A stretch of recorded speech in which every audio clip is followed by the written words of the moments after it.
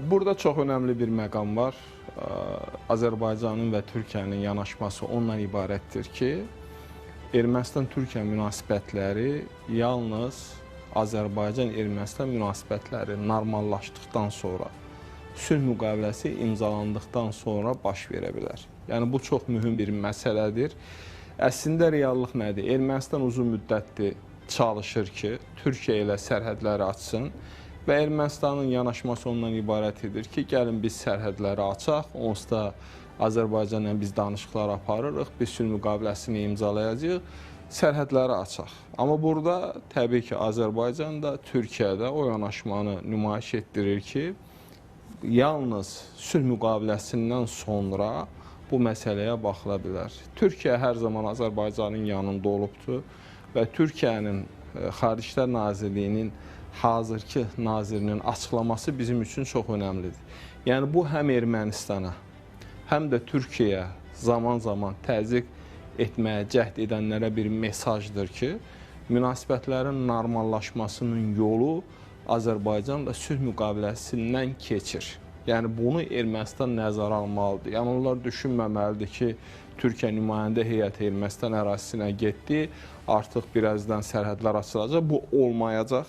Bunu Ermənistan tərəfi də, onun havadarları da nəzərə almalıdır ki, sülh müqaviləsindən sonra bu addım atıla bilər. Ona görə bu çox mühüm bir məsələdir, olduqca vacib bir məqamdır. Əslində, ümumi proses önəmlidir ki, biz Türkiyə ilə münasibətlərimizi elə bir formada qurduq ki, uzun illər bu sərhəd açılmadı. Bu sərhəd açılsaydı, bu çox ciddi müəyyən proseslərə və problemlərə aparıb çıxara bilərdi. Və ona görə Ermənistan bunu anlayır və bu səfər təbii ki, texniki səfərdir və bu Azərbaycan, Türkiyə bu prosesdə birgə addımlayır. Bu çox mühümdür.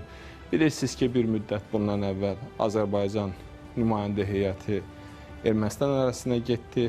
Ermənistan nümayəndə heyəti, yəni sərhəddə söhbət gedir Azərbaycan ərazisinə və onun ardınca sinxron olaraq, paralel olaraq artıq Türkiyə tərəfi getdi. Yəni, bunlar yerdə vəziyyətini öyrənməzdir və eyni zamanda Amerika Birləşmiş Ştatlarından da bilirsiniz ki, Ermənistana səfər və bu ərazilərə baxılması, yəni dəhlizlə bağlı. Bu proseslər hamısı razılaşdırılmış formada bərabər gedir. Sinxron şəkildə irəlidir. Bəli, bir mənalı gedir və bu belə də olmalıdır.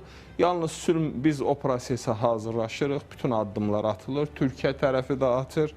Artıq Ermənistan sülh müqaviləsinə imza atdıqdan sonra proseslər başlayacaq və sərhəd açılacaq və bu çox mühüm bir məsələdir.